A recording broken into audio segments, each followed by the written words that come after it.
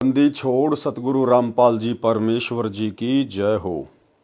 परम पिता परमात्मा सारी सृष्टि के रचनहार कुल मालिक असंख्य ब्रह्मांडों के स्वामी जगत गुरु तीनों लोकों में प्रवेश करके सबका भरण पोषण करने वाले राजाधिराज आत्माधार नाथों के नाथ देवों के देव महादेव सर्वेश्वर महेश्वर मृत्युंजय अजरो अमर आदि अनादि सनातनी प्रभु जगत पिता जगदीश्वर श्री श्री 1008 की उपाधि के वास्तविक अधिकारी अकाल मूरत शब्द स्वरूपी राम वासुदेव सर्वगतम ब्रह्म परम पूज्य परम संत परम पुरुष परम धनी परम दयालु सत्य कबीर हक्का कबीर अल्लाहु अकबर बाखबर अल्लाह ताला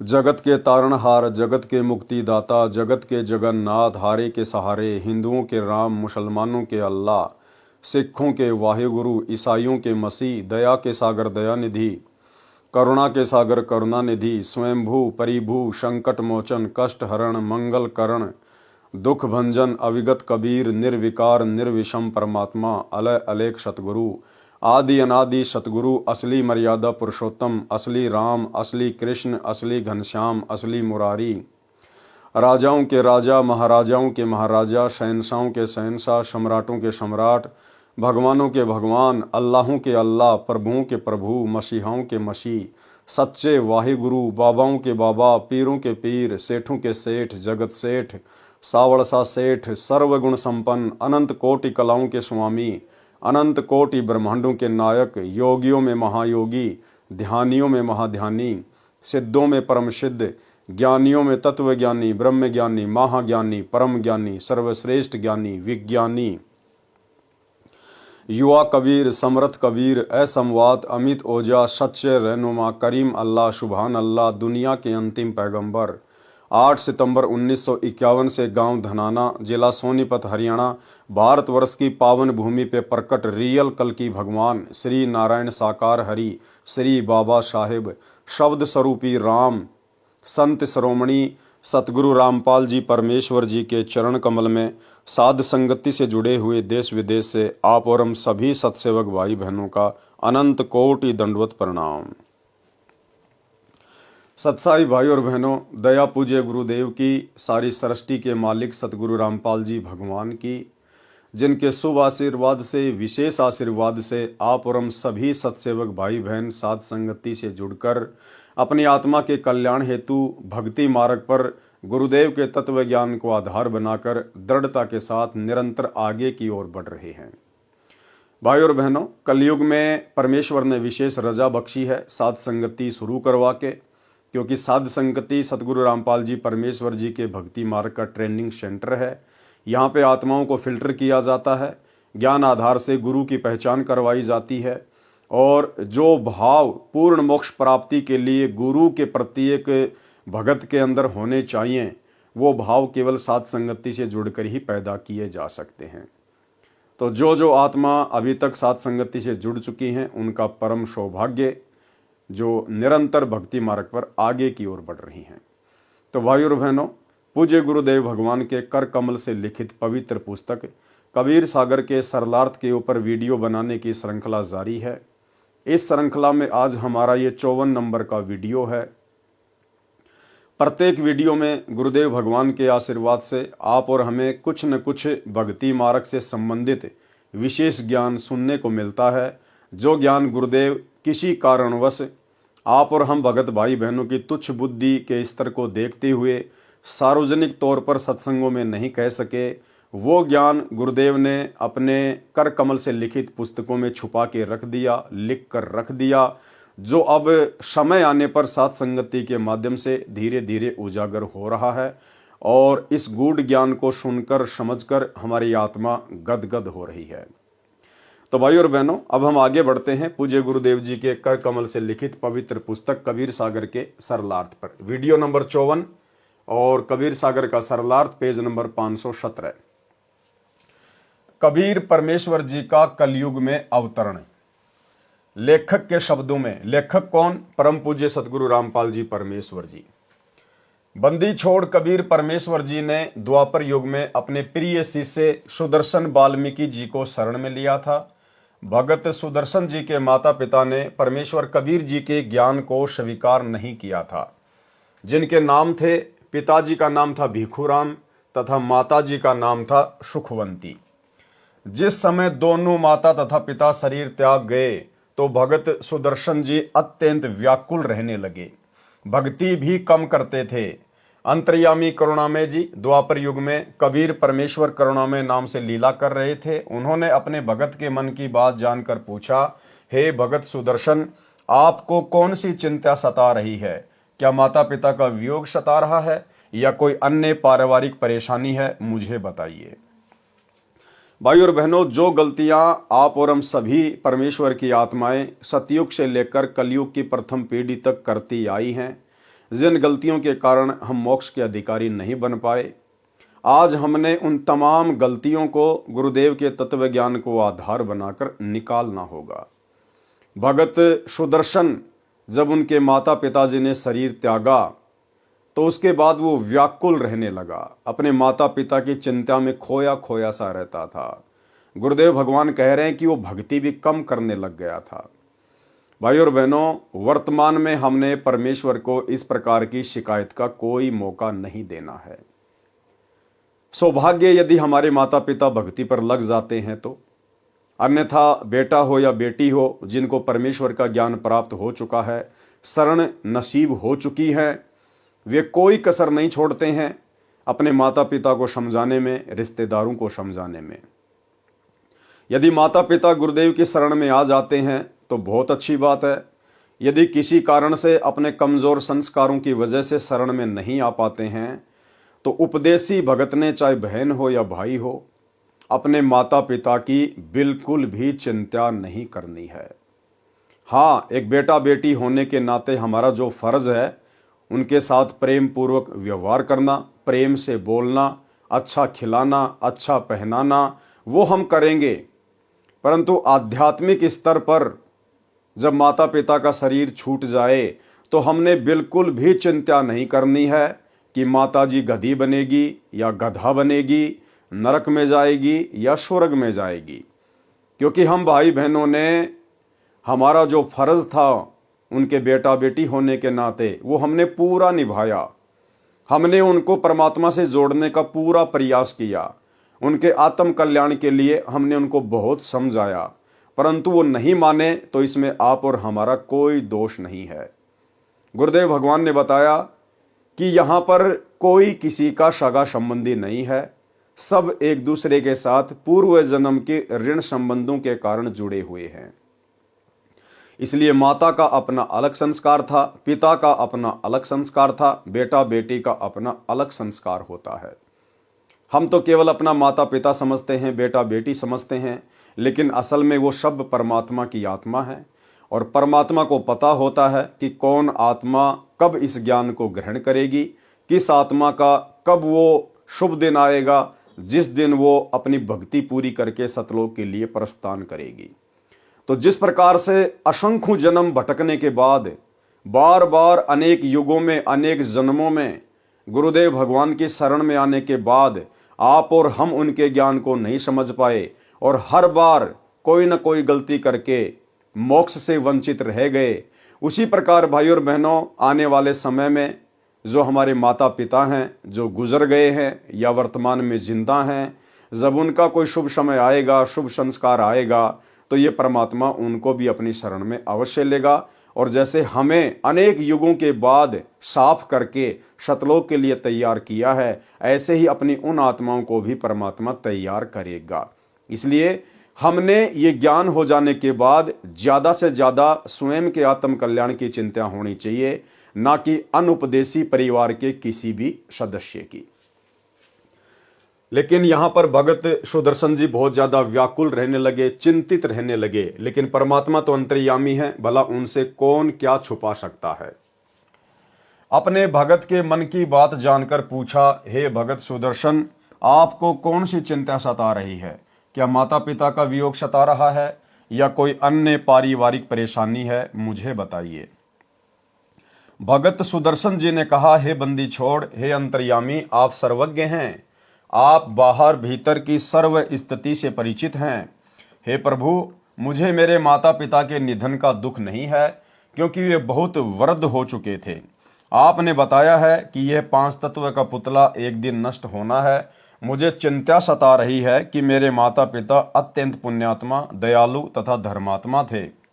उन्होंने अपनी भक्ति लोकवेद अनुसार की थी, जो शास्त्र विधि के विरुद्ध थी, जिस कारण से उनका मानव जीवन व्यर्थ गया।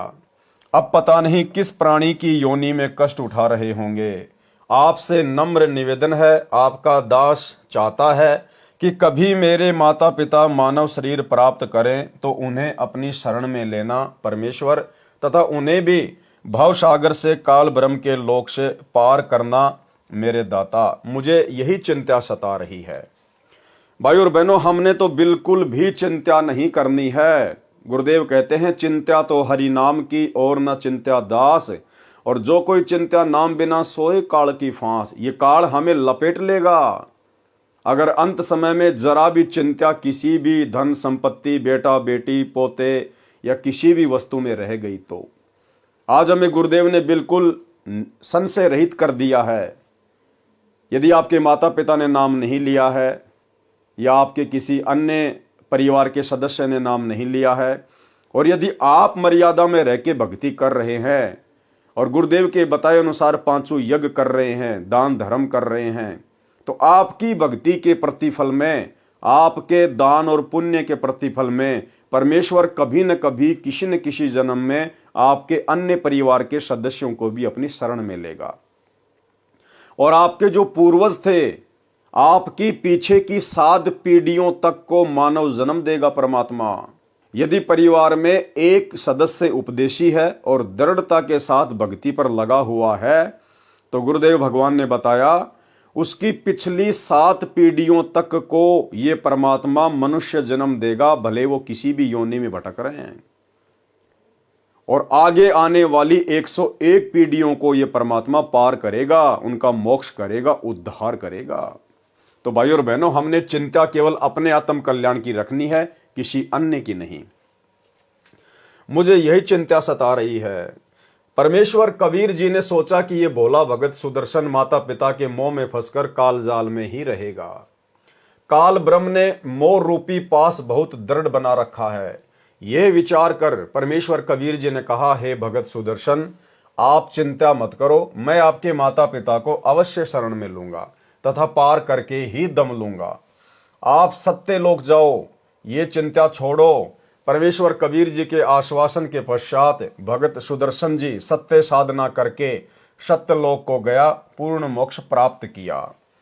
और ये बात आप और हमें भली भांति गुरुदेव के ज्ञान आधार से समझ में आ चुकी है कि वो तमाम आत्माएं वर्तमान में फिर से मनुष्य जन्म प्राप्त करेंगी इस कलयुग की बिचली पीढ़ी में, क्योंकि कलयुग की बिचली पीढ़ी ही पूर्ण मोक्ष प्राप्ति का समय होता है।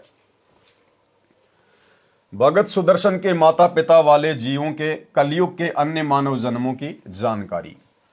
प्रथम बार कुलपति ब्राह्मण पिता तथा महेश्वरी माता रूप में जन्मे। दोनों का विवाह हुआ, संतान नहीं हुई। एक दिन महेश्वरी जी सूर्य की उपासना करते हुए हाथ फैलाकर पुत्र मांग रही थी। उसी समय कबीर परमेश्वर जी उसके हाथों में बालक रूप बनाकर प्रकट हो गए। सूर्य का पारितोष यानी तोहफा जानकर बालक को घर ले गई। वे बहुत निर्धन थे, उनको प्रतिदिन 1 तोला सोना परमात्मा के बिछोने के नीचे मिलने लगा। ये भी उन्होंने सूर्य देव की कृपा माना।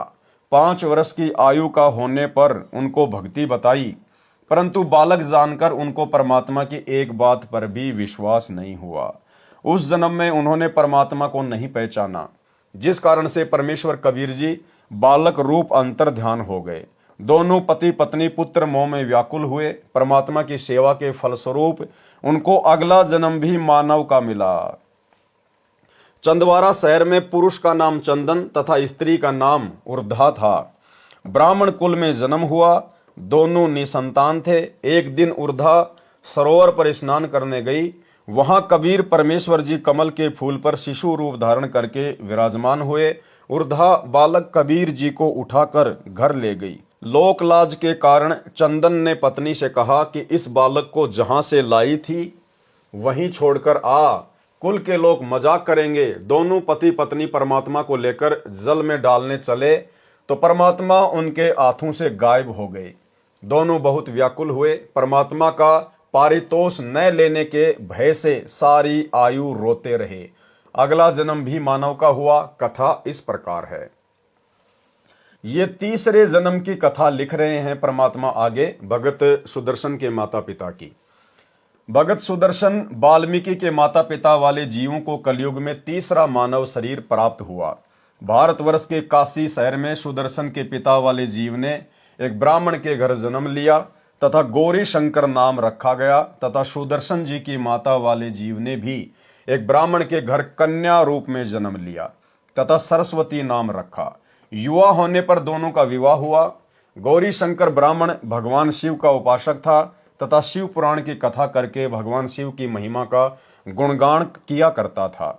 गौरी शंकर निर्लोभी था। कथा करने से जो धन प्राप्त होता था उसे धर्म में ही लगाया करता था। जो व्यक्ति कथा कराते थे तथा सुनते थे सभी गौरी शंकर ब्राह्मण के त्याग की प्रशंसा करते थे, जिस कारण से पूरी काशी में गौरी शंकर की प्रसिद्धि हो गई थी।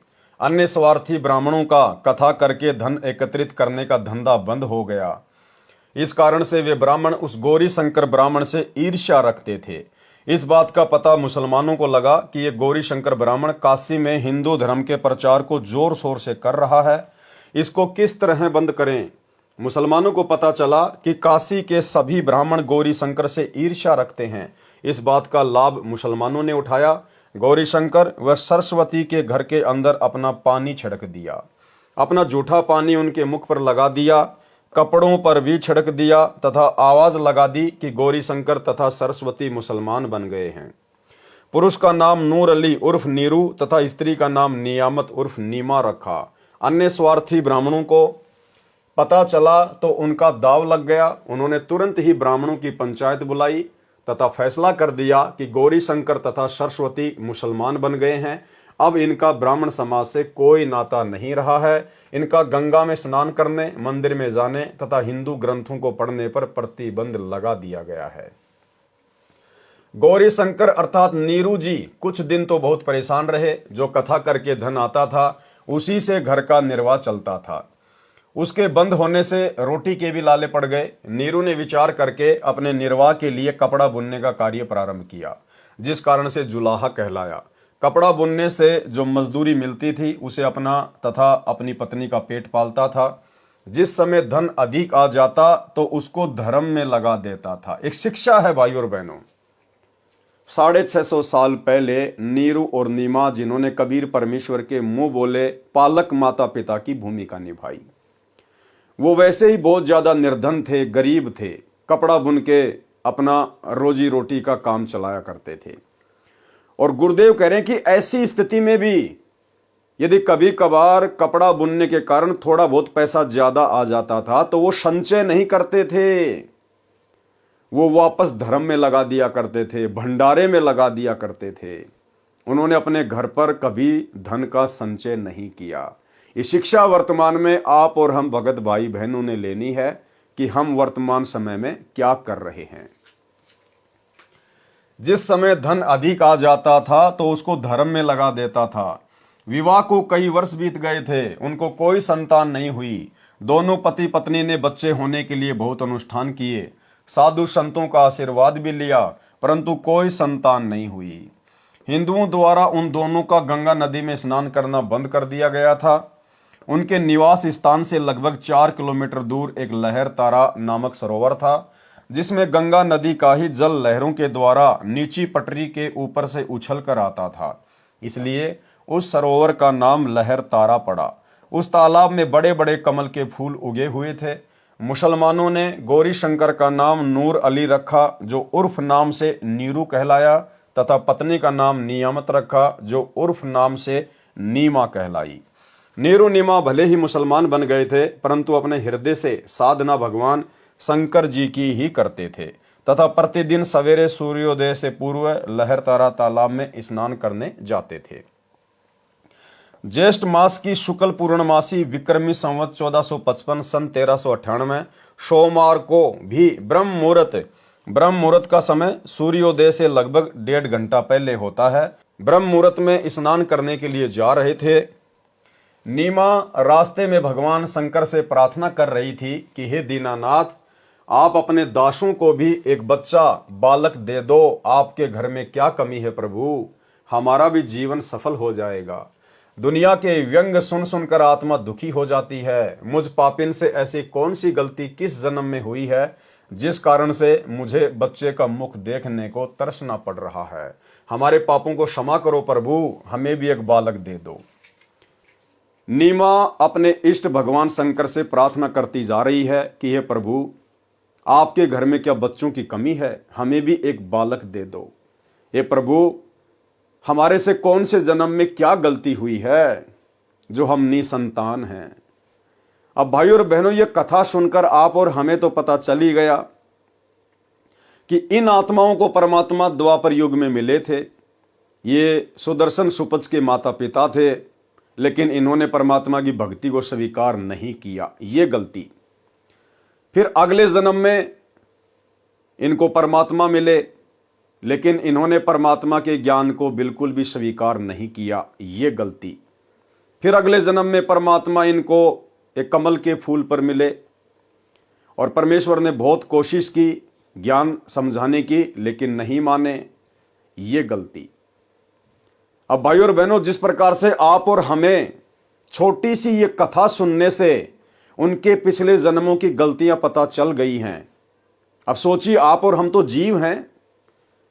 इसी प्रकार वो परमात्मा कबीर देव सतगुरु रामपाल जी भगवान, वे तो असंख्य युगों की प्रत्येक आत्मा की जीवनी से परिचित हैं। करोड़ों अरबों जितने भी जन्म हमारे सतलोक से नीचे आने के बाद हुए हैं, परमेश्वर हमारे प्रत्येक जन्म से परिचित हैं। किस जन्म में हमने क्या बकवादे की, हमने कब भक्ति की, कितनी भक्ति की, कैसी भक्ति की। भोग लगाते समय हम परमेश्वर की वाणी पढ़ते हैं कि जुगन जुगन के पाप सब और जुगन जुगन के मैल, और जानत हो जगदीश तुम जोर किए बद फैल। कि है परमात्मा, हमने किन किन युगों में क्या क्या पाप कर्म किए हैं, क्या क्या बकवादे की हैं। हे परमेश्वर, आप हमारे अनंत युगों के जन्मों से भली भांति परिचित हैं। इसलिए भाइयों और बहनों, हमने किसी भी स्थिति में परमेश्वर को कभी भी दोष नहीं देना चाहिए। परमेश्वर की भक्ति में हमने बिल्कुल भी दोष नहीं देखना चाहिए, क्योंकि परमेश्वर को पता है यदि परमेश्वर हमें दिखा दें, यदि हमें बता दें, तो हम जुबान भी नहीं उठा सकते। हम लोग इतने कुकर्मी रहे हैं, हम लोग परमात्मा के इतने द्रोही रह चुके हैं। इसलिए भाइयों और बहनों, वर्तमान में जो भक्ति रूपी प्रसाद आप और हमें मिल गया है, ये प्रसाद परमात्मा भले हमें सुख में रख कर खिलाए, चाहे अभाव में रख कर खिलाए, हमने इसको परमेश्वर का प्रसाद समझकर और अपनी भक्ति को सफल करने की दृष्टि से खाते रहना चाहिए। बाकी समय आने पर परमेश्वर हमारे अच्छे दिन भी लेकर आएंगे। हमारा परमात्मा ये लोक भी सुख से भर देगा और आगे का लोक तो हमारा सुखमय होगा ही होगा, क्योंकि परमात्मा कहते हैं जिसका ये लोक सुखी नहीं, उसका परलोक कभी भी सुखी नहीं हो सकता। तो हमने तो परलोक जाना है, सतलोक जाना है, वहां तो सुख ही सुख है। तो ये जन्म भी परमात्मा हमारा अवश्य सुखमय बनाएगा। हमें यहाँ के राजाओं की तरह परमात्मा रखेगा। हमारे घर में किसी भी चीज का कोई अभाव नहीं रहने देगा। हमारे दिलो दिमाग में कोई भी चिंता परमात्मा नहीं रहने देगा, क्योंकि ये चिंता हरण परमात्मा है। उसके लिए आवश्यकता है तो अपने गुरु को अपना इष्ट मानने की, ज्ञान को आधार बनाने की और निसंशय होकर भक्ति मर्यादाओं में रहकर करने की। हमारे पापों को क्षमा करो प्रभु, हमें भी एक बालक दे दो। ये कहकर नीमा फूट फूट कर रोने लगी तथा नीरू ने धैर्य दिलाते हुए कहा, हे नीमा, हमारे भाग्य में संतान नहीं है। यदि भाग्य में संतान होती तो प्रभु शिव अवश्य प्रदान कर देते। आप रो रोकर आंखें खराब कर लोगी। बालक भाग्य में है ही नहीं जो वृद्ध अवस्था में उंगली पकड़ लेता। आप मत रो, आपका बार बार रोना मेरे से देखा नहीं जाता। ये कहकर नीरू की आंखें भी भर आई। इसी तरह प्रभु की चर्चा व बालक प्राप्ति की याचना करते हुए उसी लहरतारा तालाब पर पहुंच गए। प्रथम नीमा ने प्रवेश किया उसके पश्चात नीरू ने स्नान करने को तालाब में प्रवेश किया। सुबह का अंधेरा शीघ्र ही उजाले में बदल जाता है। जिस समय नीमा ने स्नान किया था उस समय तक तो अंधेरा था। जब कपड़े बदलकर पुनः तालाब पर उस कपड़े को धोने के लिए गई जिसे पहनकर स्नान किया था, उस समय नीरू तालाब में प्रवेश करके गोते लगा लगाकर मल मल कर स्नान कर रहा था। नीमा की दृष्टि एक कमल के फूल पर पड़ी जिस पर कोई वस्तु हिल रही थी। प्रथम नीमा ने जाना कोई सर्प है जो कमल के फूल पर बैठा अपने फन को उठाकर हिला रहा है। उसने सोचा कहीं ये सर्प मेरे पति को ना डस ले। नीमा ने उसको ध्यानपूर्वक देखा। वह सर्प नहीं है, कोई बालक था जिसने एक पैर अपने मुख में ले रखा था तथा दूसरे को हिला रहा था। नीमा ने अपने पति से ऊंची आवाज में कहा, देखियो जी, एक छोटा बच्चा कमल के फूल पर लेटा है, वह जल में डूब ना जाए। नीरू स्नान करते करते उसकी ओर न देखकर बोला, नीमा, बच्चों की चाहत ने तुझे पागल बना दिया है, अब तुझे जल में भी बच्चे दिखाई देने लगे हैं। नीमा ने अधिक तेज आवाज में कहा, मैं सच कह रही हूं, देखो सचमुच एक बच्चा कमल के फूल पर वह रहा, देखो देखो। नीमा की आवाज में परिवर्तन वह अधिक कशक देखकर नीरू ने उस ओर देखा जिस ओर नीमा हाथ से संकेत कर रही थी। कमल के फूल पर नवजात शिशु को देखकर नीरू ने आव देखा न ताव झपट कर कमल के फूल सहित बच्चा उठाकर अपनी पत्नी को दे दिया। नीमा ने परमेश्वर कबीर जी को सीने से लगाया, मुख चूमा, पुत्रवत प्यार किया। जिस परमेश्वर की खोज में ऋषि मुनियों ने जीवन भर शास्त्र विधि विरुद्ध साधना की, उन्हें नहीं मिला, वही परमेश्वर भक्तमती नीमा की गोद में खेल रहा था। भाई और बहनों, कितना बड़ा सौभाग्य है आज आप और हम सभी आत्माओं का जो गुरुदेव भगवान से उपदेश प्राप्त है, उनकी शरण में है, मर्यादित भक्ति कर रहे हैं। यही परमात्मा जिस परमेश्वर को सतयुग से लेकर साधु संत महात्मा ऋषि मुनि जंगलों में जा जाकर खोज रहे थे, गुफाओं में तपस्या कर करके खोज रहे थे, हजारों लाखों वर्षों की उम्र हुआ करती थी, अपना शरीर गड़ा दिया करते थे, लेकिन उस परमेश्वर की तो छोड़िए, यहां के काल भगवान की छाया के भी उनको दर्शन नहीं हो पाए। आप और हमारा सौभाग्य देखिए भाई और बहनों, घर बैठे परमात्मा मिल गया। घर बैठे सहज में, ना गुफा में जाना पड़ा, ना जंगल में जाना पड़ा, ना तपस्या करनी पड़ी। सहज में परमेश्वर ने आकर हमारा हाथ पकड़ लिया। और यदि आज भी हम इस परमेश्वर को ना पहचान कर, जो कि सतगुरु रामपाल जी के रूप में स्वयं धरती पे प्रकट है, यदि हम भक्ति मार्ग में गफलत करेंगे, मर्यादा निभाने में गफलत करेंगे, भक्ति मार्ग को हल्के में लेंगे, तो भाई और बहनों फिर ये असंख्य जन्मों का लंबा दर्द हो जाएगा आप और हमारे लिए। जिस शांतिदायक परमेश्वर को आनंद की प्राप्ति के लिए प्राप्त करने की इच्छा से साधना की जाती है, वही परमेश्वर नीमा के हाथों में सीने से लगा हुआ था।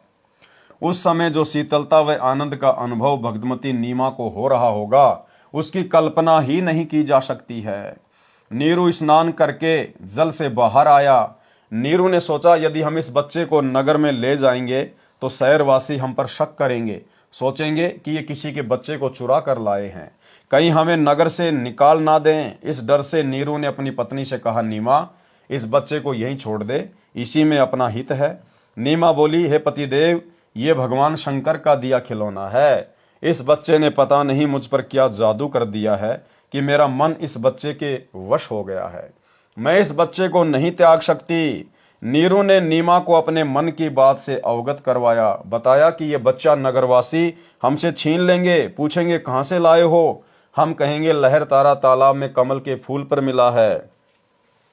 हमारी बात पर कोई भी विश्वास नहीं करेगा, हो सकता है वे हमें नगर से भी निकाल दें। तब नीमा ने कहा, मैं इस बालक के साथ देश निकाला भी स्वीकार कर लूंगी, परंतु इस बच्चे को नहीं त्याग सकती। मैं अपनी मृत्यु को भी स्वीकार कर लूंगी, परंतु इस बच्चे से भिन्न नहीं रह सकूंगी। नीमा का हठ देखकर नीरू को गुस्सा आ गया तथा अपने हाथ को थप्पड़ मारने की स्थिति में उठाकर आंखों में आंसू भरकर करुणा भरी आवाज में बोला, नीमा, मैंने आज तक तेरी किसी भी बात को नहीं ठुकराया, ये जानकर कि हमारे कोई बच्चा नहीं है। मैंने तुझे पति तथा पिता दोनों का प्यार दिया है।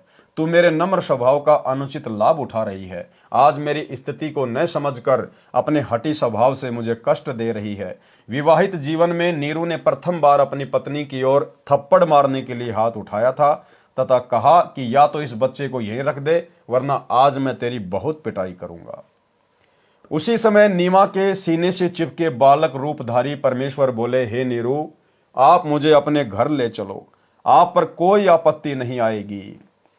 मैं सतलोक से चलकर तुम्हारे हित के लिए यहां आया हूं। नवजात शिशु के मुख से उपरोक्त वचन सुनकर नीरू नूर अली डर गया, कहीं ये कोई देव या पितर या कोई सिद्ध पुरुष न हो और मुझे श्राप ना दे दे। इस डर से नीरू कुछ नहीं बोला, घर की ओर चल पड़ा। पीछे पीछे उसकी पत्नी परमेश्वर को प्यार करती हुई चल पड़ी।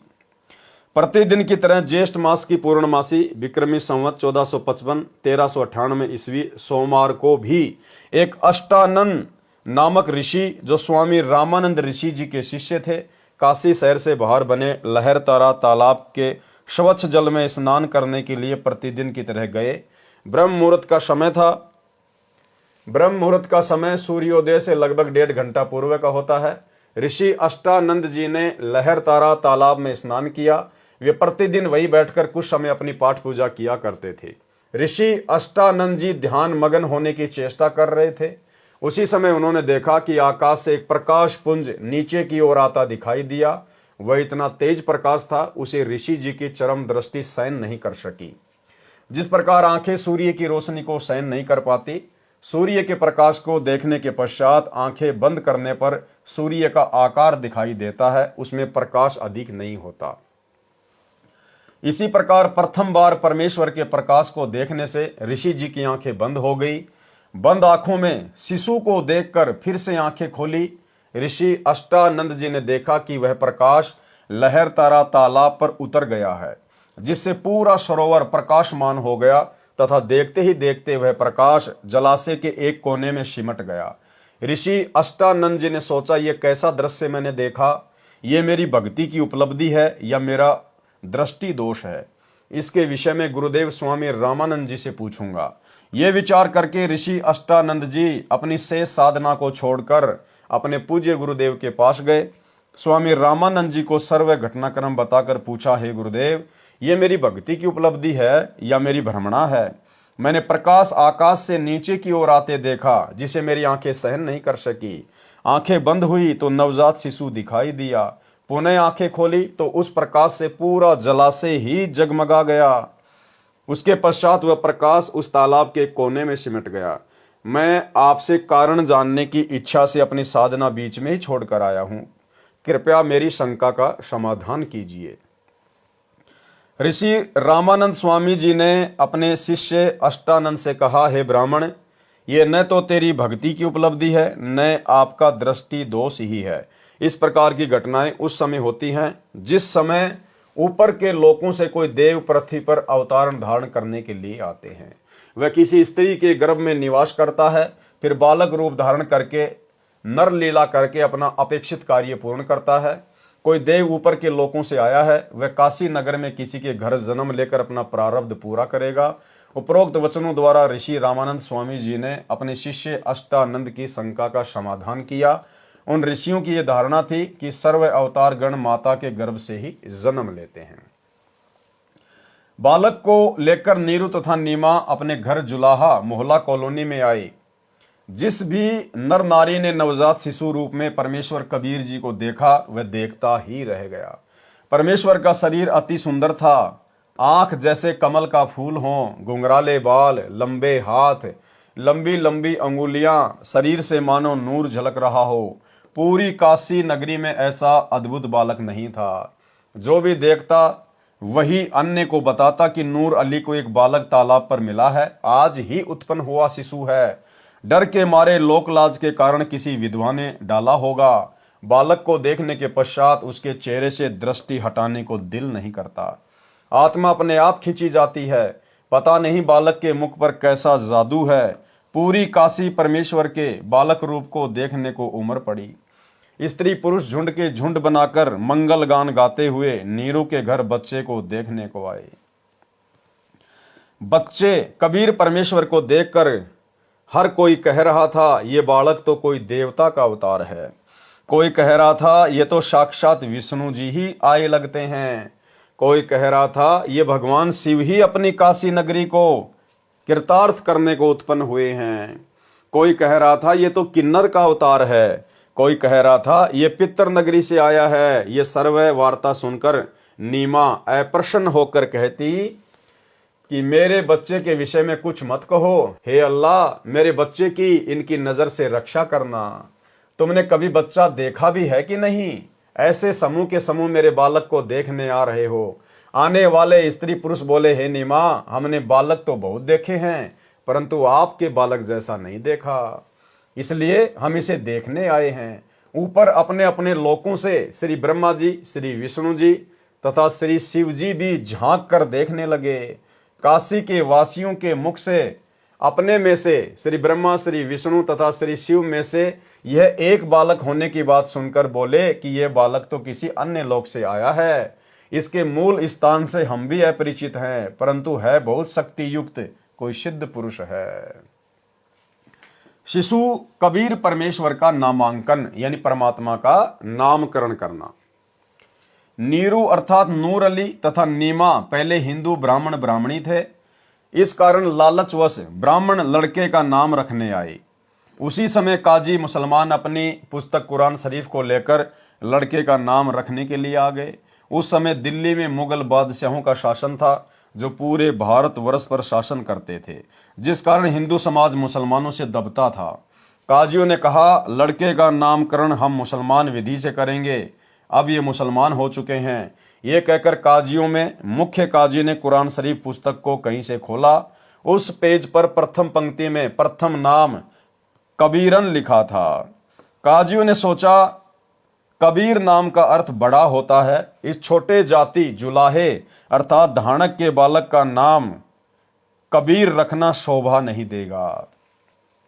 ये तो उच्च घरानों के बच्चों के नाम रखने योग्य है। शिशु रूपधारी परमेश्वर काजियों के मन के दोष को जानते थे। काजियों ने पुनः पवित्र कुरान शरीफ को नाम रखने के उद्देश्य से खोला। उन दोनों पृष्ठों पर कबीर कबीर कबीर अक्षर लिखे थे, अन्य लेख नहीं था। काजियों ने फिर कुरान शरीफ को खोला, उन पृष्ठों पर भी कबीर कबीर कबीर अक्षर ही लिखा था। काजियों ने पूरी कुरान का निरीक्षण किया तो उनके द्वारा लाई गई कुरान शरीफ में सर्व अक्षर कबीर कबीर कबीर कबीर हो गए। काजी बोले इस बालक ने कोई जादू मंत्र करके हमारी कुरान शरीफ को ही बदल डाला। तब कबीर परमेश्वर शिशु रूप में बोले, हे काशी के काजियों, मैं कबीर अल्लाह अर्थात अल्लाहु अकबर हूं, मेरा नाम कबीर ही रखो। काजियों ने अपने साथ लाई कुरान को वहीं पटक दिया तथा चले गए। बोले इस बच्चे में कोई प्रेत आत्मा बोलती है। शिशु कबीर देव द्वारा कुंवारी गाय का दूध पीना। बालक कबीर को दूध पिलाने की कोशिश नीमा ने की तो परमेश्वर ने मुख बंद कर लिया। सर्व प्रयत्न करने पर भी नीमा तथा नीरू बालक को दूध पिलाने में असफल रहे। 25 दिन जब बालक को निराहार बीत गए तो माता पिता अति चिंतित हो गए। 24 दिन से नीमा तो रो रो कर विलाप कर रही थी, सोच रही थी ये बच्चा कुछ भी नहीं खा रहा है, ये मरेगा, मेरे बेटे को किसी की नजर लगी है। 24 दिन से लगातार नजर उतारने की विधि भिन्न भिन्न स्त्री पुरुषों द्वारा बताई प्रयोग करके थक गई, कोई लाभ नहीं हुआ। आज 25वां दिन उदय हुआ। माता नीमा रात्रि भर जागती रही तथा रोती रही कि पता नहीं ये बच्चा कब मर जाएगा, मैं भी साथ ही फांसी पर लटक जाऊंगी, मैं इस बच्चे के बिना जीवित नहीं रह सकती। बालक कबीर का शरीर पूर्ण रूप से स्वस्थ था तथा ऐसे लग रहा था जैसे बच्चा प्रतिदिन 1 किलो दूध पीता हो। परंतु नीमा को डर था कि बिना कुछ खाए पिए ये बालक जीवित रह ही नहीं सकता, ये कभी भी मृत्यु को प्राप्त हो सकता है। यह सोचकर फूट फूट कर रो रही थी। भगवान शंकर के साथ साथ निराकार प्रभु की भी उपासना तथा उससे की गई प्रार्थना जब व्यर्थ रही तो अति व्याकुल होकर रोने लगी। भगवान शिव एक ब्राह्मण ऋषि का रूप बनाकर नीरू की झोपड़ी के सामने खड़े हुए तथा नीमा से रोने का कारण जानना चाहा।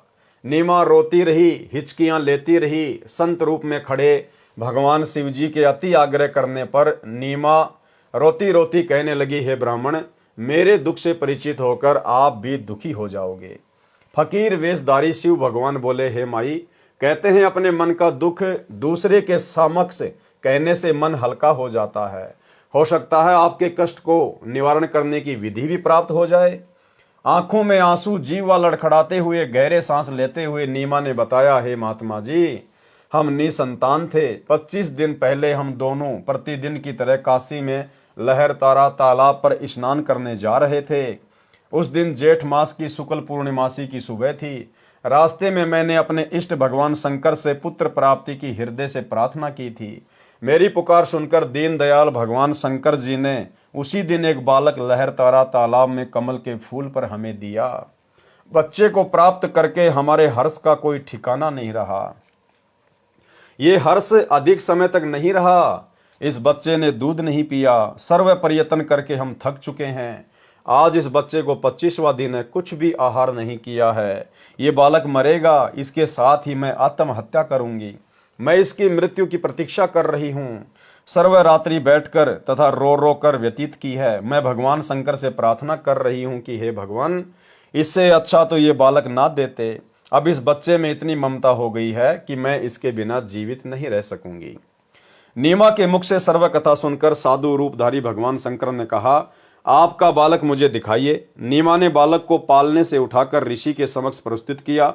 दोनों प्रभुओं की आपस में दृष्टि मिली। भगवान शंकर जी ने शिशु रूप कबीर जी को अपने हाथों में ग्रहण किया तथा मस्तिष्क की रेखाएं व हस्त रेखाएं देखकर बोले, नीमा, आपके बेटे की लंबी आयु है, ये मरने वाला नहीं है। देख कितना स्वस्थ है, कमल जैसा चेहरा खिला है।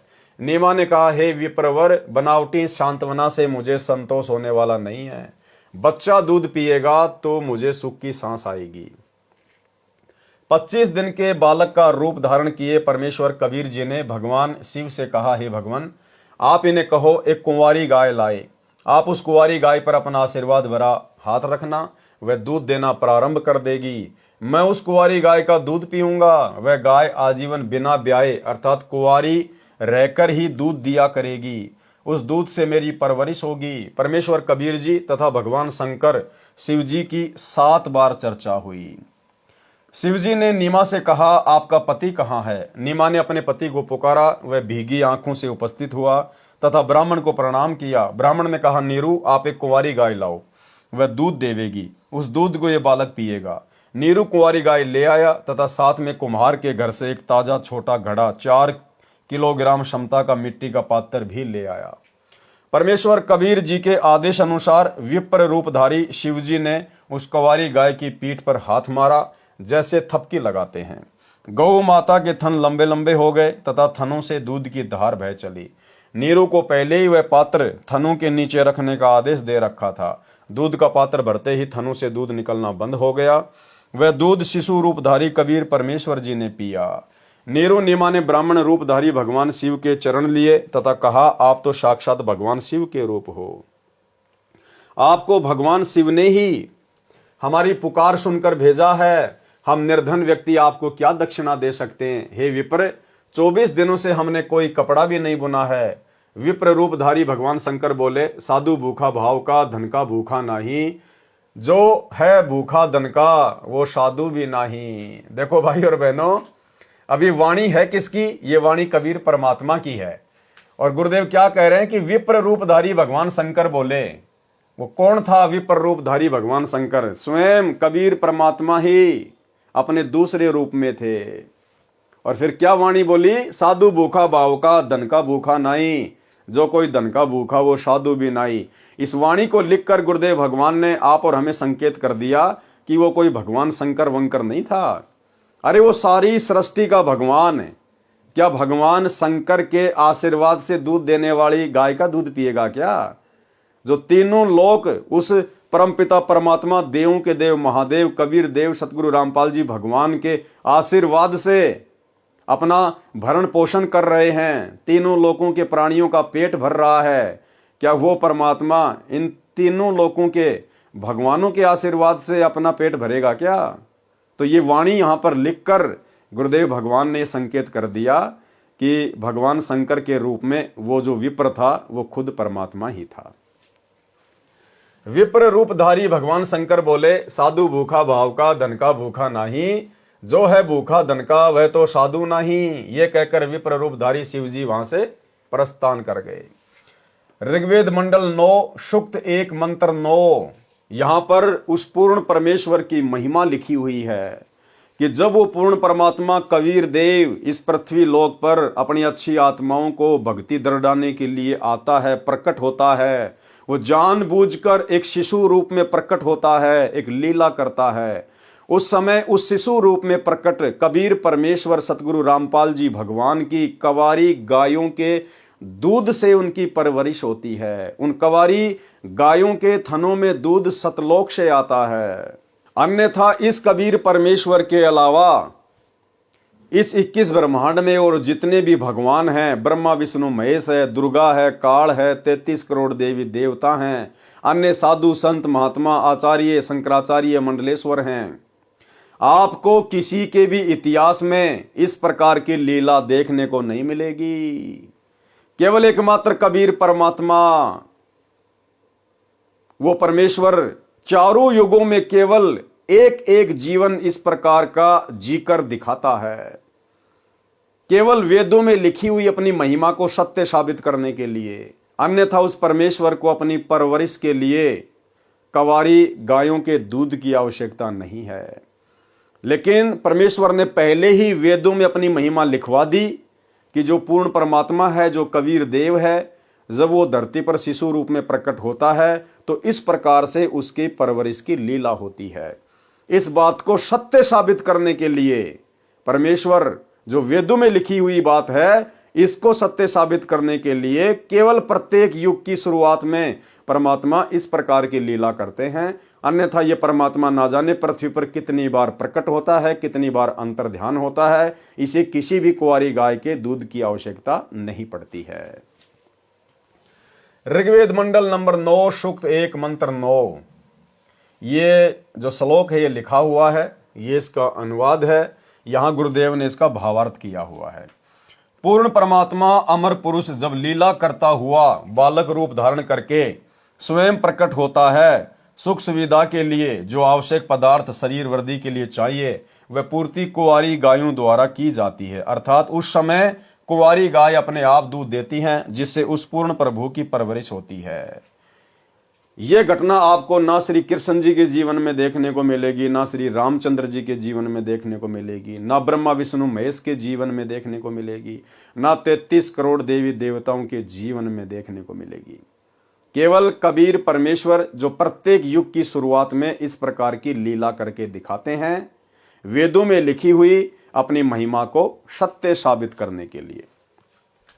नीरू को धन की प्राप्ति।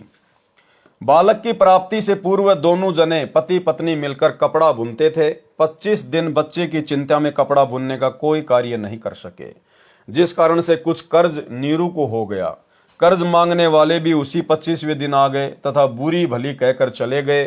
कुछ दिन तक कर्ज न चुकाने पर यातना देने की धमकी सेठ ने दे डाली। दोनों पति पत्नी अति चिंतित हो गए, अपने बुरे कर्मों को कोसने लगे। एक चिंता का समाधान होता है, दूसरी तैयार हो जाती है। माता पिता को चिंतित देखकर बालक बोला, हे माता पिता, आप चिंता ना करो, आपको प्रतिदिन एक सोने की मोहर 10 ग्राम सोना पालने के बिछोने के नीचे मिलेगी। आप अपना कर्ज उतार कर अपना तथा गऊ का खर्च निकालकर शेष बचे धन को धर्म में लगाना। उस दिन के पश्चात 10 ग्राम सोना प्रतिदिन नीरू के घर परमेश्वर कबीर जी की कृपा से मिलने लगा। यह क्रिया 1 वर्ष तक चलती रही।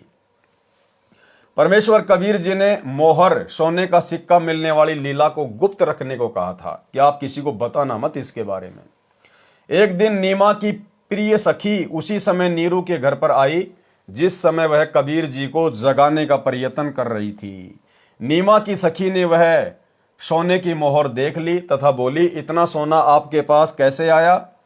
नीमा ने अपनी प्रिय सखी से सर्व गुप्त भेद कह सुनाया कि हमें तो 1 साल से ये मोहर प्रतिदिन प्राप्त हो रही है। हमारे घर पर भाग्यशाली लड़का कबीर जब से आया है, हम तो आनंद से रह रहे हैं। अगले दिन ही सोना मिलना बंद हो गया।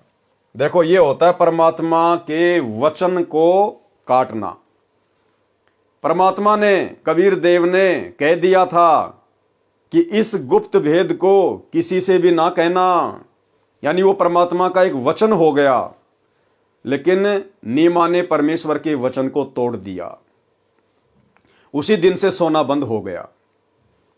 ठीक इसी प्रकार भाई और बहनों, वर्तमान में वही कबीर परमात्मा आप और हमारे पूज्य गुरुदेव भगवान जी के रूप में, सतगुरु रामपाल जी के रूप में धरती पर प्रकट है। और गुरुदेव भगवान ने हमें जो नियम बता दिए हैं, जो भक्ति की मर्यादाएं बता दी हैं, ये उनके वचन हैं।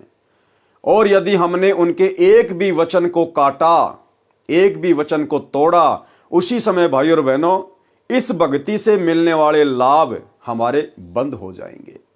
हो सकता है आपकी पिछली भक्ति से या आपके दान पुण्य से या आपने जितनी मर्यादा में रह के भक्ति कमाई की है उससे भले आपको कुछ समय लाभ मिले, लेकिन परमेश्वर की तरफ से उसी समय भक्ति से मिलने वाला लाभ बंद हो जाता है। इसलिए भाई और बहनों, हमने अपने गुरुदेव भगवान की किसी भी मर्यादा को, उनके द्वारा दिए गए किसी भी भक्ति नियम को तोड़ने की सोचना भी नहीं है। तोड़ना तो बहुत दूर की बात है। ये छोटी छोटी बातें हैं, ये संकेत हैं जिनके माध्यम से आप और हम भाई बहनों को शिक्षा लेनी चाहिए। नीरू तथा नीमा दोनों मिलकर कपड़ा बुनकर अपने परिवार का पालन पोषण करने लगे। बड़ा होकर बालक कबीर भी पिता के काम में हाथ बटाने लगा। थोड़े ही समय में अधिक बुनाई करने लगा। ऋषि रामानंद सेऊ, शमन तथा नेकी व कमाली के पिछले जन्मों का ज्ञान, यानी ऋषि रामानंद जी पहले कौन थे, ये सेऊ था, ये पहले कौन था, शमन था, ये कौन था, नेकी और कमाली कौन थी। तो भाई और बहनों, परमात्मा इसमें बता रहे हैं कि सतयुग में और त्रेता युग में जब परमात्मा आए थे और प्रथम बार परमेश्वर के लालन पालन की जिम्मेदारी जिन आत्माओं को मिली थी, वो आत्मा थी पंडित रामानंद जी और कमाली, जो कलयुग की प्रथम पीढ़ी में जन्मे। यही दोनों आत्माएं सतयुग और त्रेता में, उस युग की शुरुआत में कबीर परमेश्वर जी के मुंह बोले माता पिता की भूमिका में थे। आगे क्या बताया परमात्मा ने। ऋषि रामानंद जी का जीव सतयुग में विद्याधर ब्राह्मण था, जिसे परमेश्वर सतसुकृत नाम से मिले थे। त्रेता युग में वह वेदविग नामक ऋषि था, जिसको परमेश्वर मुनिंद्र नाम से शिशु रूप में प्राप्त हुए थे। तथा कमाली वाली आत्मा सतयुग में विद्याधर की पत्नी दीपिका थी। त्रेता युग में सूर्या नाम की वेदविद ऋषि की पत्नी थी। उस समय इन्होंने परमेश्वर को पुत्रवत पाला तथा प्यार किया था। उसी पुण्य के कारण ये आत्माएं परमात्मा को चाहने वाली थी। कलयुग में भी इनका परमेश्वर के प्रति अटूट विश्वास था। ऋषि रामानंद व कमाली वाली आत्माएं ही सतयुग में ब्राह्मण विद्याधर तथा ब्राह्मणी दीपिका वाली आत्माएं थी, जिन्हें ससुराल से आते समय कबीर परमेश्वर एक तालाब में कमल के फूल पर शिशु रूप में मिले थे। यही आत्माएं त्रेता युग में वेदविग तथा सूर्या ऋषि दंपति थे, जिन्हें परमेश्वर शिशु रूप में प्राप्त हुए थे। सम्मन तथा नेकी वाली आत्माएं द्वापर युग में काणु वाल्मीकि तथा उसकी पत्नी गोदावरी थी, जिन्होंने द्वापर युग में परमेश्वर कबीर जी का शिशु रूप में पालन पोषण किया था। और जिन आत्माओं ने द्वापर युग में कबीर परमेश्वर जी का पालन पोषण किया था, वो आत्माएं आगे चल के क्या बनी, सम्मन और नेकी। सम्मन तथा नेकी वाली आत्माएं द्वापर युग में कालू वाल्मीकि तथा उनकी पत्नी गोदावरी थी, जिन्होंने द्वापर युग में परमेश्वर कबीर जी का शिशु रूप में लालन पालन किया था। यानी भाई और बहनों, सतयुग और त्रेता युग में जिन दो आत्माओं ने कबीर परमेश्वर का पालन पोषण किया था, वो आत्माएं 650 साल पहले पंडित रामानंद और कमाली के रूप में जन्मे। और जिन्होंने द्वापर युग में कबीर परमात्मा जी का पालन पोषण किया था शिशु रूप में, वो दोनों आत्माएं सम्मन और नेकी के रूप में जन्मे। जिन्होंने द्वापर युग में परमेश्वर कबीर जी का शिशु रूप में पालन पोषण किया था, उसी पुण्य के फलस्वरूप परमेश्वर ने उन्हें अपनी शरण में लिया था। सेऊ यानी शिव वाली आत्मा द्वापर युग में एक गंगेश्वर नामक ब्राह्मण का पुत्र गणेश था। अब जो नेकी और सम्मन का बेटा था सेऊ, वो कौन था? वो गुरुदेव ने बताया कि द्वापर युग में एक गंगेश्वर नाम का कोई ब्राह्मण था जो उस समय द्वापर युग में करुणामय नाम से धरती पे प्रकट परमात्मा से बहुत ज्यादा ईर्ष्या करता था, द्वेष करता था। सेऊ उसका बेटा था उस समय, और सेऊ का उस समय नाम था गणेश।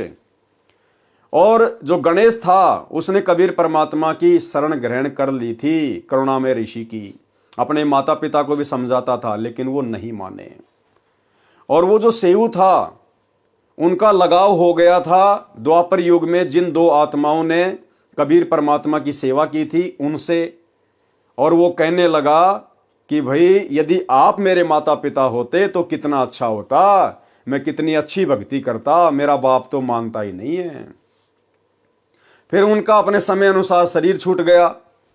और फिर अंत में वो जो गणेश था वो द्वापर युग में जिन दो आत्माओं ने परमात्मा के माता पिता की भूमिका की थी उन्हीं के पास में रहने लगा, जिससे उनका आपस में मोह बन गया। और आगे चलकर उसी मोह के कारण वो शिव नेकी और सम्मन के घर में उनके बेटे के रूप में जन्मा। इसलिए भाई और बहनों, परमात्मा हमें शिक्षा देते हैं कि हमने ये सतभक्ति मिलने के बाद में, चाहे पुत्र हो, पुत्री हो, माता हो, पिता हो, हमने किसी भी प्रकार की कोई भी विशेष मोह ममता उनमें पैदा नहीं करनी है। यदि आप माता पिता हैं, आपके घर में संतान है, तो केवल परमेश्वर की आत्मा समझकर, परमेश्वर के बेटा बेटी समझकर, अपने आप को नौकर मजदूर समझकर हमने केवल उनकी परवरिश की भूमिका करनी है। उनके अंदर हमने विशेष मोह ममता पैदा नहीं करनी है, अन्यथा हम काल के जाल में फंस जाएंगे। ये सेऊ का उदाहरण बहुत बड़ी बात है। अब आगे क्या कह रहे हैं गुरुदेव भगवान। सेऊ शिव वाली आत्मा द्वापर में ही एक गंगेश्वर नामक ब्राह्मण का पुत्र गणेश था, जिसने अपने पिता के घोर विरोध के पश्चात भी मेरे उपदेश को नहीं त्यागा था, तथा गंगेश्वर ब्राह्मण वाली आत्मा कलयुग में शेख तकी बना। वो गंगेश्वर ब्राह्मण जो द्वापर में सेऊ का पिता था, उसने द्वापर में भी परमात्मा से ईर्ष्या रखी, और कलयुग की प्रथम पीढ़ी में वो बना शेख तकी, सिकंदर लोदी का धार्मिक गुरु, जिसने 650 साल पहले भी परमात्मा के विरोधी की ही भूमिका निभाई, जिसने अपने पिता के घोर विरोध के पश्चात भी मेरे उपदेश को नहीं त्यागा था, तथा गंगेश्वर ब्राह्मण वाली आत्मा कलयुग में शेख तकी बना। वह द्वापर युग से ही परमेश्वर का विरोधी था। गंगेश्वर वाली आत्मा शेख तकी को काल ब्रह्म ने फिर से प्रेरित किया, जिस कारण से शेख तकी गंगेश्वर परमेश्वर कबीर जी का शत्रु बना। भगत श्री कालू तथा गोदावरी का गणेश माता पिता तुल्य सम्मान करता था। जो सेऊ था द्वापर युग में उसका नाम गणेश था, और उस समय वो कालू तथा गोदावरी जिन्होंने परमात्मा के मुंह बोले माता पिता की भूमिका निभाई थी, उनका विशेष सम्मान किया करता था। रो रो कर कहता था, काश आज मेरा जन्म आप वाल्मीकि के घर होता। मेरे माता पिता कालू तथा गोदावरी भी गणेश से पुत्रवत प्यार करते थे, उनका मोह भी उस बालक में अत्यधिक हो गया था। इसी कारण से वे फिर से उसी गणेश वाली आत्मा अर्थात सेऊ के माता पिता नेकी तथा सम्मन बने। देखो भाई और बहनों, परमेश्वर के किसी भी वचन में कोई हेर फेर नहीं मिलेगी। परमात्मा कहते हैं, जहां आशा तहां बाशा होई, मन कर्म वचन सुमरियो सोई। कालू की और गोदावरी की दोनों की उस समय उस गणेश में ममता बन गई, और उस गणेश की कालू और गोदावरी में माता पिता की तरह ममता बन गई, और अंत तक रही। अब देख लो फिर कलयुग में वो फिर आपस में बेटा बेटी बन के पैदा हो गए। तो भाई और बहनों, ये परमेश्वर हमें शिक्षा दे रहे हैं कि यदि हमारी जरा सी भी आस्था हमारे किसी भी रिश्ते नाते में रहेगी, चाहे हम कुछ भी भक्ति कर रहे हैं, कैसे भी भक्ति कर रहे हैं, हमें पुनः परमेश्वर के विधान अनुसार वापस वहीं पर दोबारा से जन्म लेना पड़ेगा। इसलिए भाई और बहनों, हमने अपनी तरफ से पूरी सावधानी बरतनी है। बाकी कलयुग की बिचली पीढ़ी है, परमात्मा भी अपनी तरफ से हमें बहुत सारा सहारा देगा।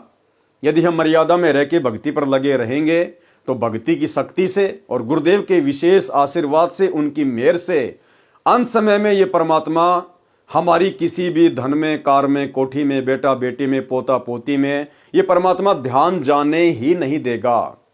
लेकिन फिर भी हमने अपनी तरफ से पूरी सतर्कता बरतनी है। इसी कारण से वे फिर से उसी गणेश वाली आत्मा अर्थात सेऊ के माता पिता नेकी तथा सम्मन बने। सम्मन की आत्मा ही नौशेरवा शहर में नौशेर खां राजा बना, फिर बलक बुखारे का बादशाह इब्राहिम अदम सुल्तान हुआ, तब उसको पुनः भक्ति पर लगाया। शिशु कबीर की सुन्नत करने का असफल प्रयत्न। शिशु रूपधारी कबीर देव की सुन्नत करने का समय आया तो पूरा जन समूह संबंधियों का इकट्ठा हो गया। नाई जब शिशु कबीर जी के लिंग को सुन्नत करने के लिए कैंची लेकर गया तो परमेश्वर ने अपने लिंग के साथ एक लिंग और बना लिया। फिर उस सुन्नत करने को तैयार व्यक्ति की आंखों के सामने ही 3 लिंग और बढ़ते दिखाए। कुल 5 लिंग एक बालक के देखकर वह सुन्नत करने वाला आश्चर्य में पड़ गया। अब देखो भाई और बहनों, आपको विज्ञान के बारे में समझाते हैं, टेक्नोलॉजी के बारे में समझाते हैं। आजकल ये हमारे वैज्ञानिक भाई बंधु इंटरनेट बना के, सैटेलाइट बना के, लैपटॉप, कंप्यूटर, मोबाइल बना के, दुनिया भर की एप्लीकेशन वगैरह बना के अपने आप को भगवान समझ बैठे। इंसान अपने आप को खुदा समझ बैठा, खुदा को भूल गया, अपनी औकात को भूल गया। आजकल आप देख रहे होंगे मोबाइल पर ऐसी ऐसी एप्लीकेशन आ गई, एआई टेक्नोलॉजी आ गई। मैं आपको यहां पर कुछ वीडियो दिखाऊंगा, स्क्रीन पर आप जी देखिएगा। आप देखेंगे एक व्यक्ति मोमोज वगैरह पका रहा है और मोमोज पकते पकते सूअर में परिवर्तित हो गए। मोमोज आपकी आंखों के सामने देखते देखते सूअर के बच्चे बन गए। दूसरा वीडियो आप देखिए, ये केला, बनाना, ये केला आपकी आंखों के सामने ये तोता बन गया। आप देख रहे हैं लगातार आपकी आंखों के सामने वो केला तोता बन गया। ये क्या टेक्नोलॉजी है भाई और बहनों? ये उस कबीर परमात्मा के द्वारा दी गई टेक्नोलॉजी है इंसान को। जबकि उस परमेश्वर की जो साइंस है, उस परमेश्वर की साइंस के विषय में तो यहां का बड़े से बड़ा वैज्ञानिक कभी सोच भी नहीं सकता, कल्पना भी नहीं कर सकता कि उस परमेश्वर कबीर देव सतगुरु रामपाल जी की क्या टेक्नोलॉजी है, क्या उसकी साइंस है। उदाहरण आपने देख लिया होगा, गुरुदेव ने अपने कर कमल से लिखा है। आप तो केवल मोमोज को शुअर में चेंज होते हुए देख रहे हैं, केले को तोते में बदलता हुआ देख रहे हैं। और 650 साल पहले कबीर परमात्मा ने, जिस समय ना कोई वैज्ञानिक था, ना विज्ञान थी, ना एआई थी, ना मोबाइल थे, ना कंप्यूटर, ना टेक्नोलॉजी, और ना ही जब परमात्मा की सुन्नत करने आया तो परमात्मा ने एक की जगह 2 शिशु इंद्री दिखा दी। नाई घबरा गया और देखते ही देखते 3 शिशु इंद्री यानी 3 लिंग नाई की आंखों के सामने उत्पन्न हो गए। देखते देखते जैसे मोमोज से सुअर उत्पन्न हो गए। तो भाई और बहनों, 650 साल पहले कहां थी विज्ञान, कहां थे वैज्ञानिक, कहां थे टेक्नोलॉजी? इसलिए आज हम उस वैज्ञानिकों के वैज्ञानिक की शरण में हैं। कबीर देव सतगुरु रामपाल जी भगवान की शरण में हैं, जिनकी बराबरी करने की कोई कल्पना भी नहीं कर सकता। ये आजकल ये वैज्ञानिक उपकरण, ये हवाई जहाज, रेडियो, इंटरनेट, हेलीकॉप्टर, सैटेलाइट, ये सारी टेक्नोलॉजी उस कबीर परमेश्वर सतगुरु रामपाल जी के द्वारा इस वर्तमान भक्ति युग में, भक्ति मार्ग में सहयोग के लिए इन विशेष आत्माओं को दी गई है। ये किसी इंसान के स्तर की बस की बात नहीं है कि कोई इंसान अपना दिमाग लगा के ये चीजें बना देगा। गुरुदेव कहते हैं ये इंसान सतयुग से लेकर वर्तमान तक यही था। पशुओं के चारा काटने की एक मशीन भी नहीं बना पाया था, हाथ से घुमाने वाला वो गंडासा भी नहीं बना पाया था। श्री रामचंद्र जी भी यही था, गर्मियों में गर्मी मरता था, एक पंखा भी नहीं बना पाया। श्री कृष्ण भी यही था, रेडू जोड़ के चलता था, ढंग की रोड भी नहीं बना पाया। भाई और बहनों, ये टेक्नोलॉजी, ये विशेष ज्ञान, ये विज्ञान इस कबीर परमेश्वर वैज्ञानिकों के वैज्ञानिक ने आप और हम आत्माओं को इस कलयुग की बिचली पीढ़ी में भक्ति में सहयोग के लिए दिया है। ठीक है, जब तक दुनिया को ज्ञान नहीं होगा अध्यात्म का, भक्ति मार्ग का, जब तक अपने कबीर देव सतगुरु रामपाल जी भगवान की पहचान नहीं होती है, तब तक तो काल प्रेरणा से दुनिया इनका दुरुपयोग ही करेगी।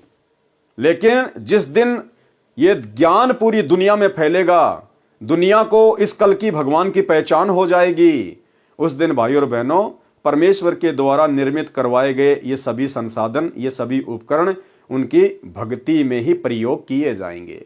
तो भाई और बहनों, हमारे गुरुदेव वैज्ञानिकों के वैज्ञानिक हैं, हल्के में मत ले लेना। फिर उस सुन्नत करने को तैयार व्यक्ति की आंखों के सामने 3 लिंग और बढ़ते दिखाए। कुल 5 लिंग एक बालक के देखकर वह सुन्नत करने वाला आश्चर्य में पड़ गया। तब कबीर जी शिशु रूप में बोले, भैया एक ही लिंग की सुन्नत करने का विधान है मुसलमान धर्म में, बोल 4 शेष की सुन्नत कहां करानी है, जल्दी बोल। शिशु को ऐसे बोलते सुनकर तथा 5 लिंग बालक के देखकर नाई ने अन्य उपस्थित व्यक्तियों को बुलाकर वह अद्भुत दृश्य दिखाया। सर्व उपस्थित जन समूह ये देखकर अचंभित हो गया। वो बाकी मुल्ला काजी दौड़ के गए और देखा अपनी आंखों से 5-5 लिंग एक बच्चे के, और पता नहीं वो क्या क्या बोलने लगे। जब नीमा को इस बात का पता चला तो वो दौड़ के गई कि ये तो हो ही नहीं सकता, और जैसे नीमा वहां गई तो परमात्मा ने अपनी लीला को समेट लिया, केवल एक शिशु इंद्री। तो नीमा ने कहा कि तुम तो मेरे बच्चे को ऐसे बदनाम करते हो। तो भाई ये परमात्मा है, सतगुरु जो चावे सो कर ही भरम पड़ो मत कोई, और सेव दड़ पर शीश चढ़ाया पाछे करी रसोई। आज हम ऐसे समर्थ सतगुरुदेव भगवान की शरण में है। सर्व उपस्थित जन समूह ये देखकर अचंभित हो गया, आपस में चर्चा करने लगे, ये अल्लाह ये कैसा कमाल है। एक बच्चे को 5 पुरुष लिंग ये देखकर बिना सुन्नत किए ही चला गया। बच्चे के 5 लिंग होने की बात जब नीरू व नीमा को पता चला तो कहने लगे, आप क्या कह रहे हो, ये नहीं हो सकता। दोनों बालक के पास गए तो शिशु को एक ही पुरुष लिंग था, 5 नहीं थे। तब उन दोनों ने उन उपस्थित व्यक्तियों से कहा, आप क्या कह रहे हो, देखो कहां है बच्चे के 5 लिंग, केवल एक ही है। उपस्थित सर्व व्यक्तियों ने पहले आंखों देखे थे 5 पुरुष लिंग, तथा उस समय केवल एक ही लिंग पेशाब इंद्री को देखकर आश्चर्यचकित हो गए। तब शिशु रूपधारी परमेश्वर बोले, हे भोले लोगों, आप लड़के का लिंग किस लिए काटते हो? क्या लड़के को बनाने में अल्लाह यानी परमेश्वर से कोई चूक रह गई जिसे आप ठीक करते हो? क्या आप परमेश्वर से भी बढ़कर हो? यदि आप लड़के के लिंग की चमड़ी आगे से काटकर सुन्नत करके उसे मुसलमान बनाते हो तो लड़की को मुसलमान कैसे बनाओगे? यदि मुसलमान धर्म के व्यक्ति अन्य धर्मों के व्यक्तियों से भिन्न होते तो परमात्मा ही सुन्नत करके लड़के को जन्म देता। हे भोले इंसानों, परमेश्वर के सर्व प्राणी हैं। कोई वर्तमान में मुसलमान समुदाय में जन्मा है तो वह मृत्यु उपरांत हिंदू या ईसाई धर्म में भी जन्म ले सकता है। इसी प्रकार अन्य धर्मों में जन्मे व्यक्ति भी मुसलमान धर्म व अन्य धर्म में जन्म लेते हैं। ये धर्म की दीवारें खड़ी करके आपसी भाईचारा नष्ट मत करो। ये सर्व काल ब्रह्म की चाल है। कलयुग से पहले अन्य धर्म नहीं थे, केवल एक मानव धर्म मानवता ही था। अब कलयुग में काल ब्रह्म ने भिन्न भिन्न धर्मों में बांटकर मानव की शांति समाप्त कर दी है। सुन्नत के समय उपस्थित व्यक्ति बालक मुख से सद उपदेश सुनकर सर्व दंग रह गए। माता नीमा ने बालक के मुख पर कपड़ा ढक दिया तथा बोली, घना मत बोल, काजी सुन लेंगे तो तुझे मार डालेंगे, वो बेरहम है बेटा। परमेश्वर कबीर जी माता के हृदय से कष्ट से परिचित होकर सोने का बहाना बनाकर खर्राटे भरने लगे। तब नीमा ने सुख की सांस ली तथा अपने सर्व संबंधियों से प्रार्थना की, आप किसी को मत बताना कि कबीर ने कुछ बोला है, कहीं मुझे बेटे से हाथ धोने पड़े। 6 महीने की आयु में परमेश्वर पैरों चलने लगे। ऋषि रामानंद का उद्धार करना। ऋषि रामानंद स्वामी को गुरु बनाकर शरण में लेना। स्वामी रामानंद जी अपने समय के सुप्रसिद्ध विद्वान कहे जाते थे। वे द्राविड़ से काशी नगर में वेद व गीता ज्ञान के प्रचार हेतु आए थे। उस समय काशी में अधिकतर ब्राह्मण शास्त्र विरुद्ध भक्ति विधि के आधार से जनता को दिशा भ्रष्ट कर रहे थे। भूत प्रेतों के झाड़े जंत्र करके वे काशी शहर के ब्राह्मण अपना स्वार्थ सिद्ध कर रहे थे। स्वामी रामानंद जी ने काशी शहर में वेद ज्ञान व गीता जी तथा पुराणों के ज्ञान को अधिक महत्व दिया तथा वह भूत प्रेत उतारने वाली पूजा का अंत किया। अपने ज्ञान के प्रचार के लिए 1400 ऋषि संत बना रखे थे। स्वामी रामानंद जी ने कबीर परमेश्वर जी की शरण में आने के पश्चात 84 शिष्य और बनाए थे, जिनमें रविदास जी, नीरू नीमा, गिगनौर, राजस्थान के राजा पीपा ठाकुर आदि थे। कुल शिष्यों की संख्या 1484 कही जाती है। वे 1400 ऋषि विष्णु पुराण, शिव पुराण तथा देवी पुराण आदि मुख्य मुख्य पुराणों की कथा करते थे। प्रतिदिन 52 सभाएं ऋषि जन किया करते थे। काशी के क्षेत्र विभाजित करके मुख्य वक्ताओं को प्रवचन करने को स्वामी रामानंद जी ने कह रखा था। स्वयं भी उन सभाओं में प्रवचन करने जाते थे। स्वामी रामानंद जी का बोलबाला आसपास के क्षेत्र में भी था। सर्व जनता कहती थी कि वर्तमान में महर्षि रामानंद स्वामी तुल्य विद्वान, वेदों व गीता जी तथा पुराणों का सार ज्ञाता पृथ्वी पर नहीं है। परमेश्वर कबीर जी ने अपने स्वभाव अनुसार अर्थात नियम अनुसार रामानंद स्वामी को शरण में लेना था। कबीर जी ने संत गरीबदास जी को अपना सिद्धांत बताया है, जो संत गरीबदास जी 12वें पंथ प्रवर्तक छुड़ानी धाम हरियाणा वाले ने अपनी वाणी में लिखा है। गरीब जो हमारी शरण है उसका हूं मैं दास, गैल गैल लाग्या फिरूं जब तक धरती आकाश। गोता मारूं स्वर्ग में जा बैठूं पाताल, गरीब दास ढूंढत फिरूं अपने हीरे माणिक लाल। हरदम संगी बिछुड़त नाही है महबूब सलोना वो, एक पलक में साहिब मेरा फिरदा 14 भवनाओ। जो बच्चा गौ की नजर में यूं साईं को संत, भगतों के पीछे फिरे भगत वत्सल भगवंत। कबीर कमाई आपनी कभू न निष्फल जाए, 7 समुंदर आडे पड़े मिले अगाऊ आए। सतयुग में विद्याधर नामक ब्राह्मण के रूप में तथा त्रेता युग में वेद विग ऋषि के रूप में जन्मे स्वामी रामानंद जी वाले जीव ने परमेश्वर कबीर जी को बालक रूप में प्राप्त किया था। भगतमती कमाली वाला जीव उस समय दीपिका नाम की विद्याधर ब्राह्मण की पत्नी थी। वही दीपिका वाली आत्मा वेदविद ब्राह्मण की पत्नी सूर्या थी, जो कलयुग में कमाली बनी। यही दोनों आत्माएं त्रेता युग में ऋषि दंपत्ति वेदविग तथा सूर्य था। उस समय भी परमेश्वर कबीर बंदी छोड़ जी शिशु रूप में इन्हें मिले थे। इसके पश्चात भी इन दोनों जीवों को अनेकों जन्म व स्वर्ग प्राप्ति भी हुई थी। वही आत्माएं कलयुग में परमेश्वर कबीर जी के समकालीन हुई थी। पूर्व जन्म के संत सेवा के पुण्य अनुसार परमेश्वर कबीर जी ने उन पुण्यात्माओं को शरण में लेने के लिए लीला की। स्वामी रामानंद जी की आयु 104 वर्ष की थी। उस समय कबीर देव जी के लीलामय शरीर की आयु 5 वर्ष की थी। स्वामी रामानंद जी महाराज का आश्रम गंगा दरिया के आधा किलोमीटर दूर स्थित था। स्वामी रामानंद जी प्रतिदिन सूर्योदय से पूर्व गंगा नदी के तट पर बने पंचगंगा घाट पर स्नान करने जाते थे। 5 वर्षीय कबीर देव ने 2.5 यानी 2 वर्ष 6 महीने के बच्चे का रूप धारण किया तथा पंचगंगा घाट की पौड़ियों यानी सीढ़ियों में लेट गए। स्वामी रामानंद जी प्रतिदिन की भांति स्नान करने गंगा दरिया के घाट पर गए। अंधेरा होने के कारण स्वामी रामानंद जी बालक कबीर देव को नहीं देख सके।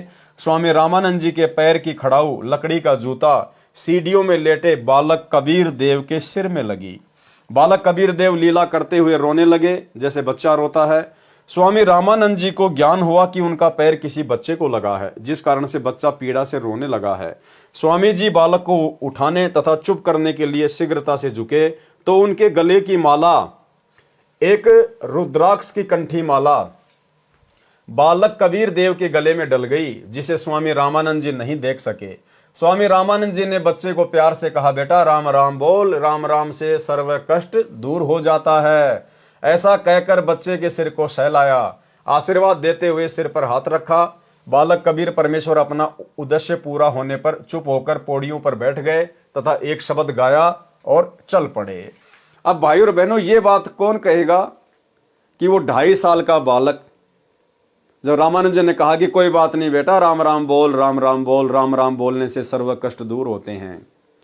अब परमात्मा ने देखा मेरा काम तो सिद्ध हो गया, रामानंद जी की जो कंठी माला है वो मेरे गले में आ गई और इन्होंने मुझे उपदेश दे दिया कि राम राम बोल।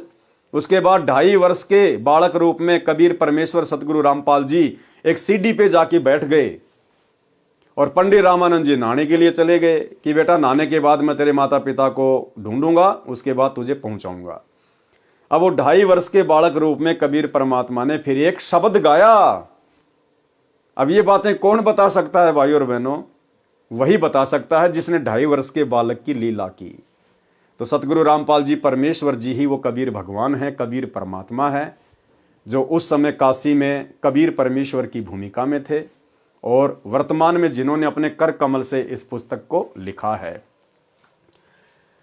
यह शब्द अगम निगम बोध के पृष्ठ 34 पर लिखा है।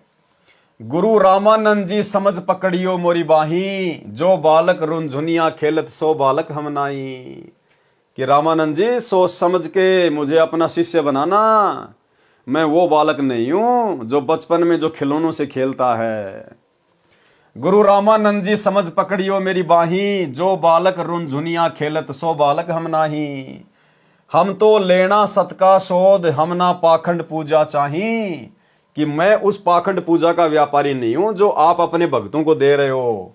बा पकड़ो तो दृढ़ का पकड़, बहुर छूट ना जाई। जो माता से जन्मा वह नहीं इष्ट हमारा। परमात्मा ने कहा कि आप इष्ट बताओगे श्री विष्णु जी को, लेकिन हमें उस इष्ट की आवश्यकता नहीं है जिसका जन्म किसी मां से हुआ हो। अब भाइयों और बहनों, आज हमारे इष्ट सतगुरु रामपाल जी परमेश्वर, और गुरुदेव ने क्या लीला की उस समय, उस शब्द के माध्यम से पंडित रामानंद जी को कह रहे हैं कि मैं आपसे उपदेश ले लूं, आप मेरे गुरु बन गए और आप मुझे क्या करोगे, विष्णु जी को इष्ट बताकर भक्ति करवाओगे ना। पंडित जी, हमें तो ऐसा इष्ट चाहिए जो माता से जन्म नहीं लेता। इसका मतलब ऐसे इष्ट की शरण में आने से ही हमारा मोक्ष होगा, अन्यथा जो खुद जन्म मरण में है वो भला हमारा जन्म मरण कैसे समाप्त कर देगा। तो भाइयों और बहनों, आप और हमारा सौभाग्य, परम सौभाग्य, आज हमें वही इष्ट कबीर देव जो कभी किसी मां से जन्म नहीं लेता, ना सतगुरु जननी जने जाके माना बाप, पिंड ब्रह्मण से रहित है ना वह तीनों ताप। आज हमें वही इष्ट मिल गया। हमारे गुरुदेव भगवान स्वयं कबीर परमेश्वर हैं, जो 8 सितंबर 1951 के दिन शिशु रूप में लीला करते हुए दुनिया की चरम दृष्टि को धोखा देते हुए स्वयं प्रकट हुए हैं, ना कि किसी मां के गर्भ से जन्म लेकर आए हैं। जो माता से जन्मा वह नहीं इष्ट हमारा, राम कृष्ण मरे विष्णु साथ है जामन हारा। ये तेरे राम कृष्ण विष्णु ये तो सब मरेंगे क्योंकि इन्होंने जन्म लिया है। 3 गुण है तीनों देवता, निरंजन चौथा कहिए, अविनाशी प्रभु इन सब से न्यारा, मोकू वह चाहिए। मेरे को तो इन सबसे न्यारा जो भगवान है ना, जो सतलोक में रहता है, जो कभी किसी मां से जन्म नहीं लेता, मेरे को तो उसकी भक्ति चाहिए, उसको अपना इष्ट बनाऊंगा तब मेरा कल्याण होगा। 5 तत्व की देना मेरी, ना कोई माता जाया, जीव उदाहरण तुमको तारण सीधा जग में आया।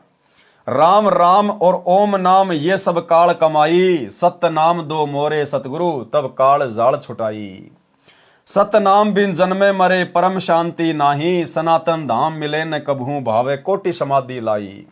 सार शब्द सर जीवन कहिए सब मंत्रन का सरदारा, कह कबीर सुनो गुरु जी या विधि उतरे पारा। तो ये विधि भाइयों और बहनों आज आप और हमारे को मिलने जा रही है पूरी की पूरी। स्वामी रामानंद जी ने विचार किया कि वह बच्चा रात्रि में रास्ता भूल जाने के कारण यहां आकर सो गया होगा, इसे अपने आश्रम में ले जाऊंगा, वहां से इसे इनके घर भिजवा दूंगा। ऐसा विचार करके स्नान करने लगे। परमेश्वर कबीर जी वहां से अंतर्ध्यान हुए तथा अपनी झोपड़ी में सो गए। कबीर परमेश्वर ने इस प्रकार स्वामी रामानंद जी को गुरु धारण किया। ऋषि विवेकानंद जी से ज्ञान चर्चा। तो भाई और बहनों, आज की वीडियो में केवल इतना ही। कल रात्रि 8 बजे फिर से सभी भगत भाई बहन लाइव जुड़ेंगे एक नए वीडियो के साथ में। गुरुदेव के कर कमल से लिखित इस पवित्र पुस्तक के ऊपर जो वीडियो बनाने की श्रृंखला जारी है, इन वीडियो को देखने से सुनने से हम ढेर सारे पुण्य के भागी बनते हैं। आप और हमारा सौभाग्य जो परमेश्वर ने हमारे ऊपर रजा बख्शी, दया बख्शी। कल रात्रि 8 बजे फिर से सभी भाई बहन दास के Facebook page Pawan Das is live के ऊपर लाइव जुड़िए एक नई वीडियो के साथ में। तब तक गुरुदेव भगवान हम सबको आज्ञा दें, इजाजत दें, आशीर्वाद दें। बंदी छोड़ सतगुरु रामपाल जी भगवान की जय हो।